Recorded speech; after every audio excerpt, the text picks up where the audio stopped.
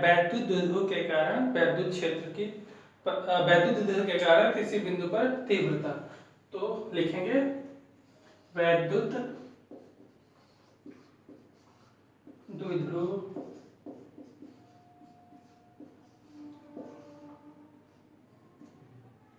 के कारण किसी बिंदु पर तीव्रता। ये हेडिंग है। इस हेडिंग में दो जगह तीव्रता निकालते हैं। वैद्युत द्विध्रुव के कारण दो तीव्रताएं होती हैं, एक अक्षीय स्थिति में, दूसरी निरक्षीय स्थिति में। तो पहले हेडिंग, इसमें पहली हेडिंग है, पहला नंबर अक्षीय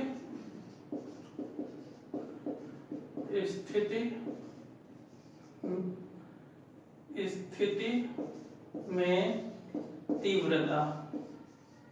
मतलब कोई बिंदु वैद्युत द्विध्रुव की अक्षीय पोजीशन में या अक्षीय स्थिति में है तो उस पे कैसे तीव्रता निकालेंगे। तो अक्षीय स्थिति क्या होती है, जैसे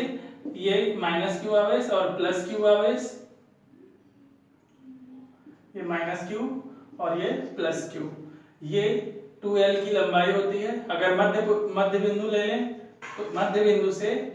l लंबाई इधर और l लंबाई इधर, ये 2l लंबाई हो गई। मध्य बिंदु से r दूरी पर अक्षीय स्थिति में कोई बिंदु P है जिस पर हमें वैद्युत क्षेत्र की तीव्रता निकालनी है। अक्षीय मतलब इसके अक्ष के परितः ये वाली रेखा जो होती है ये अक्षीय स्थिति होती है। इधर भी निकाल सकते हैं, इधर भी कहीं निकाल सकते हैं। जैसे इधर आएगी वैसे ही इधर भी तीव्रता आएगी। ठीक है, तो हम भी अक्षीय स्थिति में कोई बिंदु P है जो r दूरी पर है मध्य बिंदु से,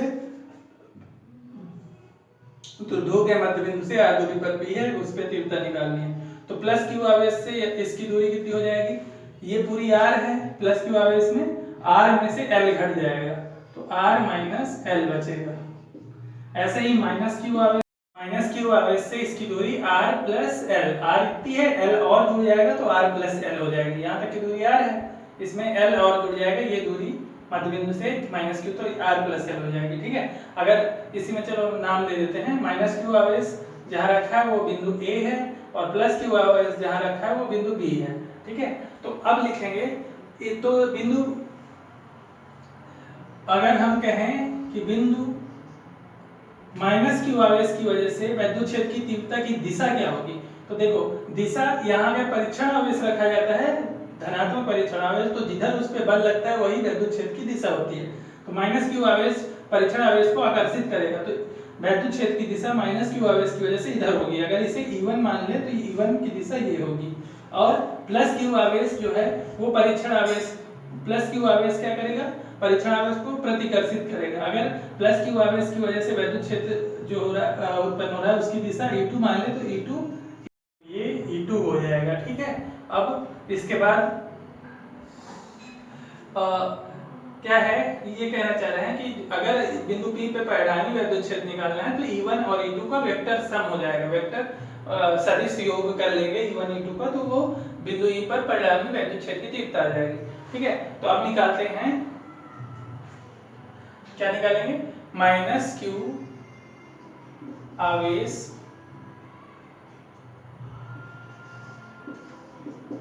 के कारण बिंदु P पर वैद्युत क्षेत्र की तीव्रता, वो क्या है, बिंदु माइनस क्यू आवेश की वजह से E1,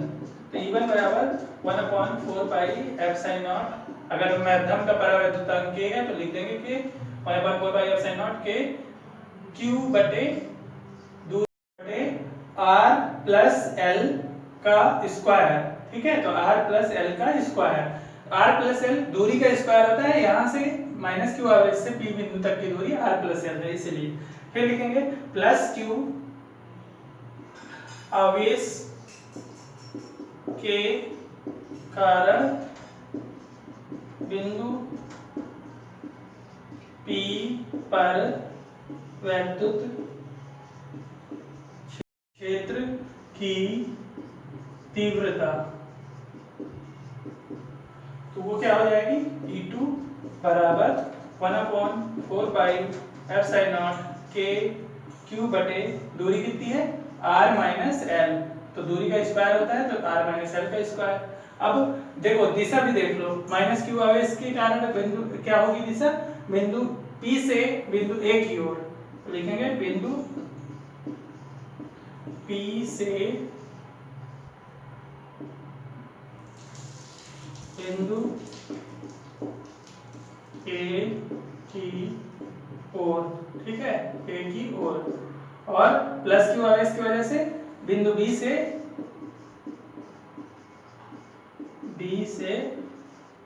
बिंदु P की ओर, B है B से P की ओर, तो यहाँ बिंदु P पर परिणामी वैद्युत क्षेत्र की तीव्रता अगर निकालें तो बिंदु P पर परिणामी वैद्युत क्षेत्र की तीव्रता E बराबर हो जाएगा E2 माइनस E1, क्योंकि E2 जो है वो E1 से ज्यादा है। कैसे पता, देखो दो तरीके हैं, एक तो फॉर्मूला देखो सब सेम है, यहाँ R प्लस एल है, यहाँ R माइनस एल है, तो R माइनस एल ज्यादा होगा या R plus L, R minus L कम होगा, तो जब बटे में कम होगा किसी चीज के तो पूरी संख्या बड़ी हो जाती है, यहाँ बटे में ज्यादा है तो ये संख्या छोटी हो जाएगी, तो E2 का मान ज्यादा होगा, E1 का कम होगा। दूसरा तरीका क्या है, B बिंदु प्लस क्यू आवेश वाला बिंदु पास पड़ता है बिंदु P से, माइनस क्यू आवेश जो रखा है वो काफी दूर रखा है बिंदु P से, तो जो पास में होगा उसकी वजह से वैद्युत क्षेत्र ज्यादा होगा उस बिंदु पे, तो E2 जो है वो ज्यादा होगा E1 से, तो परिणामी बिंदु P पर परिणामी वैद्युत क्षेत्र की तीव्रता आ जाएगी E2 माइनस E1। बस अब आगे इसी तरह हल कर लेना है, E1 का मान रखो, E2 का मान रखो, तब तक हम थोड़ा देखें सही डालने, चलो छोटा बढ़ा देते हैं, तो E बराबर क्या होगा E2 माइनस E1, डायरेक्ट कर रहे हैं, E2 माइनस E1 करेंगे तो 1/4 पाई एप्सिलॉन नॉट के इतना कॉमन आ जाएगा, लिखे दे रहे हैं, देखो एक 1/4 पाई एप्सिलॉन नॉट के इतना कॉमन आ जाएगा, बचेगा क्या E2 माइनस E1, तो Q भी कॉमन आ जाएगा, और साथ में अब E2 करना है तो E2 R माइनस L का स्क्वायर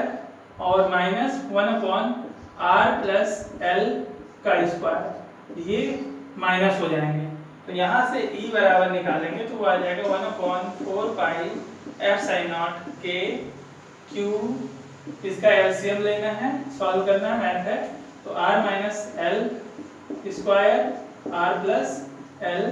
स्क्वायर, ठीक है, और यहाँ ऊपर क्या आएगा R plus L square minus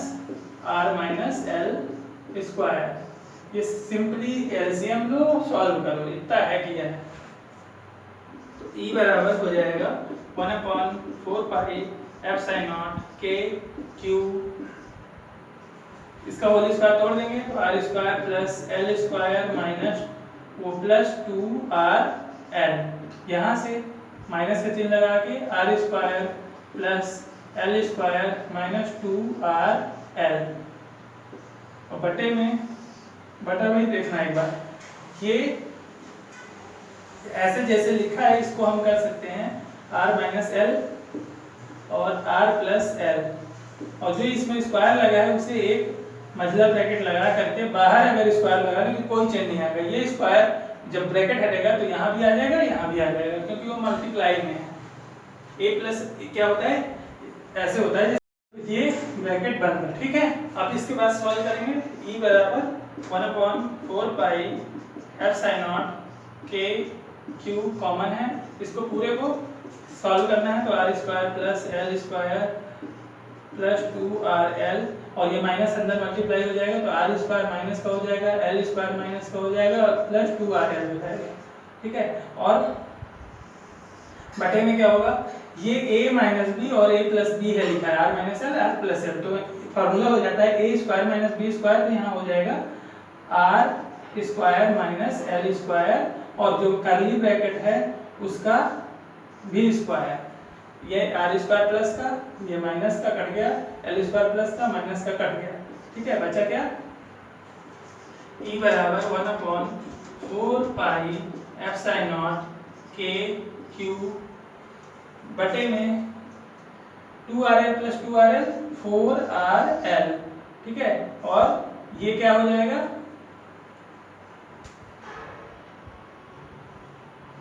r square minus L square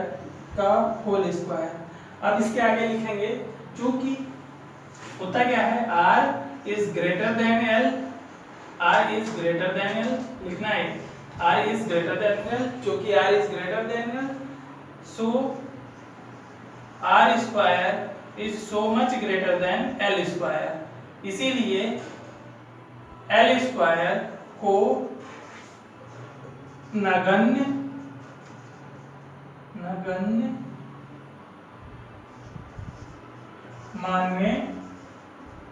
मानने पर, ठीक है, तो l स्क्वायर को नगण्य मान लेंगे, ब्रैकेट बंद कर दे रहे हैं, एल स्क्वायर को नगण्य मान लेंगे, मिटा दे, जगह नहीं है,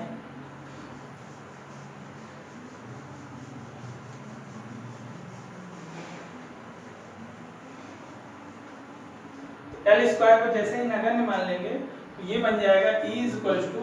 1/4 pi epsilon naught k q बटे, यहाँ पे 4rl वैसे ही रहेगा अपॉन r स्क्वायर, और ये ब्रैकेट के l स्क्वायर हो गया 0, इसको हमने 0 मान लिया, ये हमने 0 मान लिया, तो ये बन गया r स्क्वायर का स्क्वायर यानी r की घात 4, तो e बन गया 1/4 pi epsilon naught k q, यहाँ पे q के साथ 2 लगा दो, 2ql, और यहाँ पे 4 जो rl है इसको 2 और ये q यहाँ रख लिए, l यहाँ से रख दिया, और 2r वैसे ही लिख दिया, ठीक है, तो ये 2 2 जा 4, तो ये 2 कर दिया, 4 को 2 भागों में 2 और 2 के बारे में बदल दिया, और ये r का स्क्वायर r की घात 4 हो गई, r की पावर 4 हो गई, ठीक है, तो इसे सॉल्व करेंगे आगे। अब देखो यहाँ r की पावर 4 में से एक r खत्म हो जाएगा, r की घात, ये r की घात 3 हो जाएगी, बटे में ऊपर एक r काट देंगे तो यहाँ r की घात 3 बचेगी, तो ये e बराबर बचेगा, e बराबर 1/4 pi epsilon naught k 2ql जो होता है वो p होता है, और यहाँ 2, तो 2 और ये p अपॉन r क्यूब, यहाँ लिख देंगे p is equal to 2ql, जहाँ p क्या है, वैद्युत द्विध्रुव आघूर्ण है, तो ये हमारा फॉर्मूला है जब माध्यम का परावैद्युतांक k हो, अगर माध्यम वायु या निर्वात हो तो k बराबर 1 हो जाता है, तो E वैद्युत क्षेत्र की तीव्रता E बराबर हो जाएगा 1/4 पाई एप्सिलॉन नॉट k की जगह में 1 हो जाएगा, और ये 2p बटे r क्यूब, ठीक है, ये वैद्युत क्षेत्र की तीव्रता का परिमाण है, और ये तीव्रता आ गई बिंदु P पे। अगर हमें सदिश निरूपण करना है इसका, तो वेक्टर E बराबर यहाँ वेक्टर लगा देंगे 1/4 पाई एप्सिलॉन नॉट, ठीक है, और 2p बटे r क्यूब, ये तो परिमाण हो गया, इसकी दिशा जो होती है वो वेक्टर r कैप से बताते हैं, मतलब r कैप क्या है, ये r कैप जो है वैद्युत क्षेत्र की दिशा में एकांक सदिश है, ये वेक्टर्स के पदों में आ गई। r कैप को हम ये भी लिख सकते हैं, r कैप बराबर वेक्टर r बटे r, अगर ये लिख देते तो क्या हो जाता, वैद्युत क्षेत्र की तीव्रता का फॉर्मूला ये लिखा होता, तो E बराबर हो जाता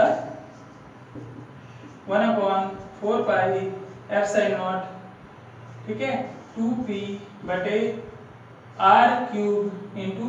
वेक्टर r बटे r।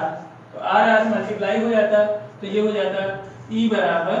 1/4 pi F sine not, ये जानकारी के लिए बता रहे हैं, 2p upon r into R cube, r की घाते 4 इंटू वेक्टर अपॉन r की घाते 4, ठीक है, r की घाते 4 इंटू वेक्टर r। तो ये हो जाएगा। तो क्या है कि परिमाण तो यहाँ तक हमारा डेरिवेशन खत्म हो गया था, लेकिन अगर सदिश में पूछे, सदिश वेक्टर में जैसे ये परिमाण था, ये डेरिवेशन यहाँ खत्म हो गया, लेकिन अगर सदिश निरूपण पूछता है कि वैद्युच्छेद का सदिश निरूपण करिए, तो ये वेक्टर e बराबर 2p upon r cube into r cap, चाहे ये लिखो चाहे ये लिखो, दोनों ही सही हैं, ठीक है। तो ये सदिश निरूपण है। तो आज यहीं तक रखते हैं, इसके अगले लेक्चर में आगे बढ़ेंगे। Okay bye.